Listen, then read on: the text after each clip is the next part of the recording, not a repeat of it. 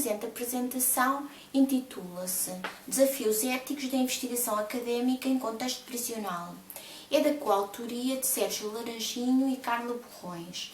A investigação académica em contexto prisional é fundamental para o desenvolvimento das políticas públicas que representam a tomada de decisão dos Estados da contemporaneidade e que podem promover e difundir a segurança e o equilíbrio emocional das vítimas e dos alegados infratores condenados.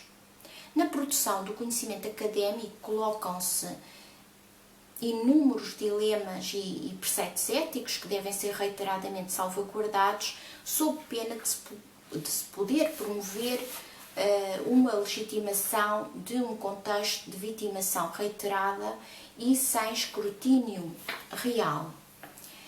Discute-se com esta apresentação pública os impactos que a regulação prospectiva dos projetos de investigação têm tido nas ciências sociais e, mais concretamente, os potenciais desafios que tem colocado a investigação científica em estabelecimentos prisionais, através dos conceitos de risco, princípio básico da beneficência, e do princípio do consentimento informado, princípio do respeito pelas pessoas. A seleção do tema Desafios Éticos da Investigação Académica em Contexto Prisional resulta principalmente da transversalidade do tema comum a todas as ciências e no facto de não merecer às vezes a atenção devida. A defesa intransigente dos direitos dos sujeitos da investigação fazem da ética na investigação um tema atual, premente e aberto permanentemente à discussão da comunidade científica em particular e da sociedade em geral. A ética na investigação social assenta na defesa dos direitos das pessoas e alicerça-se em documentos aprovados internacionalmente, de onde se extraem os princípios universais, e em outros documentos como códigos deontológicos ou guidelines que guiam a particularidade das questões éticas. Articular a defesa dos direitos das pessoas e o progresso científico não é uma impossibilidade, mas um desafio. Se o progresso científico é muito importante, também é essencial que o mesmo se faça com ética, porque o cientista não deixa de ser um cidadão e avalia-se o cidadão pelo seu comportamento, a conformidade com os valores do seu meio.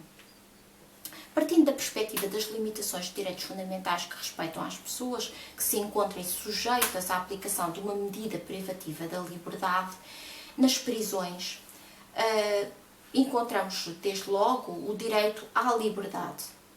O direito à liberdade consagrado no artigo 27 da Constituição da República Portuguesa, assim como no Código do Processo Penal, no artigo 3º da Declaração Universal dos Direitos do Homem ou no 5º número 1 da Convenção Europeia dos Direitos do Homem e ainda no 6º da Carta dos Direitos Fundamentais da União Europeia, bem como do Pacto Europeu dos Direitos do Homem. Salientamos os desafios que se apresentam à investigação científica em prisões, nomeadamente ao nível da ética da investigação em ciências sociais. Quanto ao direito à liberdade, este deve ser entendido no sentido clássico da expressão, isto é, como liberdade física da pessoa de ir e vir. Nas palavras do professor Jorge Miranda, este é a liberdade física, a liberdade de movimentos corpóreos, isto é, o direito de não ser sujeito a qualquer limitação da sua movimentação que condicione o indivíduo a um espaço físico determinado. Em concreto, como compatibilizar os modelos teóricos que enquadram a ética da investigação científica em ciências sociais, alicerçados no princípio do consentimento informado e na noção de salvaguarda das pessoas, noção de risco, com a questão da situação de facto das pessoas que estão efetivamente nas prisões. 3. O objeto da nossa apresentação são as prisões. As prisões entendidas como instituição total, que pode ser definida como local de residência e trabalho, um grande número de indivíduos excluídos da sociedade, por um determinado período, vive o seu dia-a-dia, num espaço meio fechado e formalmente administrado. Os requisitos da segurança, daí resultante das prisões, moldam fundamentalmente o dia-a-dia. Todos os aspectos da vida dos reclusos são afetados pelo regime prisional, sendo este caracterizado pelo seu sistema hierárquico, pela rotina. É verdade que na mais recente literatura os autores diferem na sua análise quanto à persistência dos aspectos totalitários nas modernas prisões. Alguns dão ênfase à diminuição do totalitarismo através do crescente reconhecimento. Outros afirmam que a essência da prisão, enquanto instituição total, permanece inalterada. Esta problemática dos direitos dos reclusos pode ser perspectivada na problemática das relações especiais de poder, que deve integrar o conjunto de fundamentos para as limitações dos direitos fundamentais. Contudo, esta perspectiva, desde há muito, tem sido posta em causa. Por exemplo, Jorge Miranda e Rui de Medeiros defendem que, através da expressão legal prevista no artigo 30º da Constituição, fica impossibilitada constitucionalmente a figura da relação especial de poder, ou seja, independentemente do estatuto específico a que o cidadão esteja sujeito, recluso, designadamente o estatuto especial do recluso, mantém a titularidade dos direitos, ainda que sujeita às limitações devidamente fundamentadas numa previsão legal. Acompanhamento do entendimento de Gomes Cantilho, os interesses dos reclusos estão constantemente protegidos por força da Constituição. É verdade, de seguida, iremos abordar 3 aspectos da mais sumária importância nas investigações em estabelecimentos prisionais. Os fundamentos e evolução da ética na investigação, os conflitos de interesse no quadro de uma investigação, os princípios básicos e universais da ética, subdivididos no princípio do respeito da pessoa, o princípio da beneficência e o princípio da justiça. Todos estes aspectos são de veras importantes para perceber a complexidade numa investigação em meio prisional. É verdade que as questões éticas na investigação desenvolveram-se primeiro nas ciências biométricas, como é subgênero conhecido, mais tarde nas ciências do comportamento, e estenderam-se, precisamente, a todas as outras ciências. Nos conflitos de interesse, é verdade que nos diversos participantes, com os objetivos e interesses diversos, muitas vezes coincidentes, outras vezes não.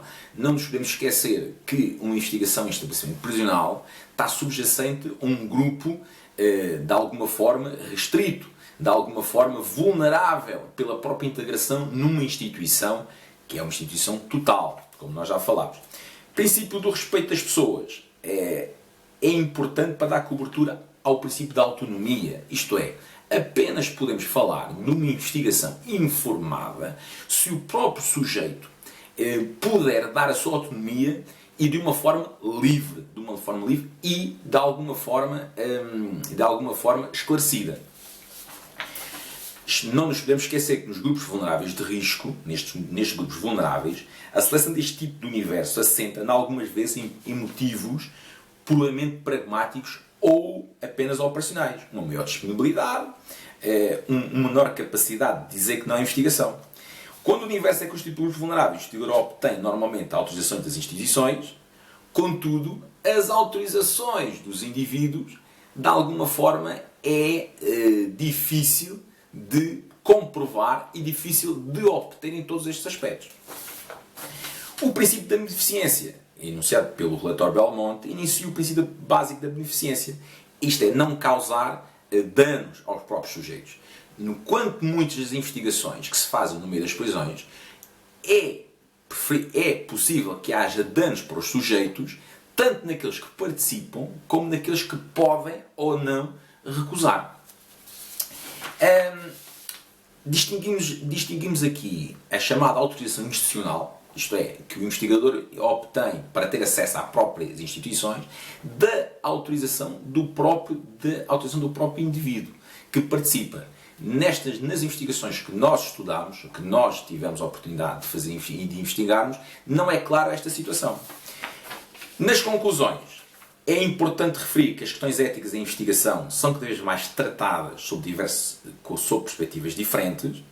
O valor, como princípios fundamentais gerais, deve entender-se que a ética do trabalho de investigação implica sempre o respeito pela dignidade da pessoa humana. As questões éticas estão presentes em qualquer investigação, independentemente do objeto de estudo, dos objetivos, das estratégias dos procedimentos e em qualquer etapa, nomeadamente em estabelecimentos prisionais.